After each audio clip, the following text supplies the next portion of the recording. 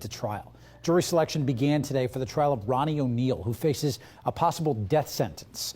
Once the trial opens, his 11-year-old son, who survived the attack that night, will face his father in court, who will be defending himself. 10 Tampa Bay's Shannon Clough explains why.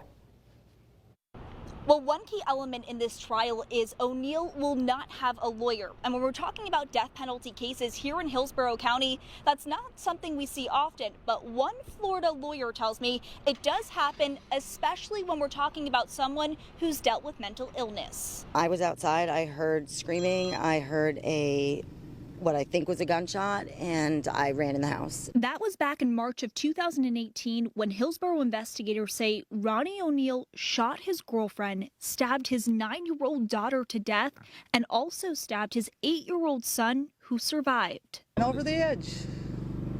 Over the edge. Something in his life put him way over the edge.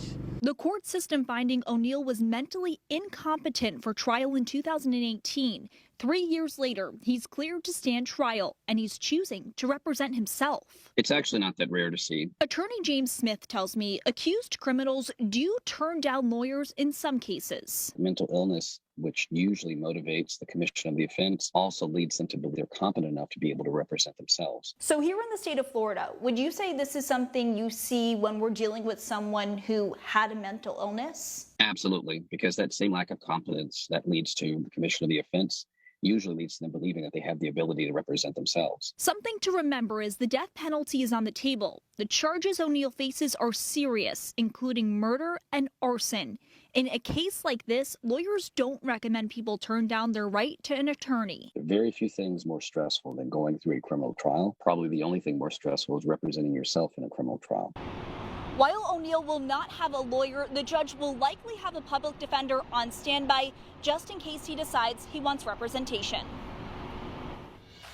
Shannon, thank you. And taking a deeper dive, a Supreme Court case from 1975 established that under the Sixth Amendment, a defendant in a state criminal trial has an independent constitutional right of self-representation. The motion is named for the California case Ferretta, and the defendant has to make the choice to defend himself without counsel voluntarily and intelligently. Now, you might recognize these three men: Charles Manson, Ted Bundy, and Adal Hussein.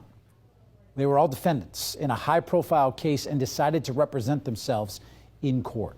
Now, while some criminal defendants might decide to represent themselves, it's common in civil cases. According to the nonprofit Self-Represented Litigation Network, an estimated 3 out of 5 people go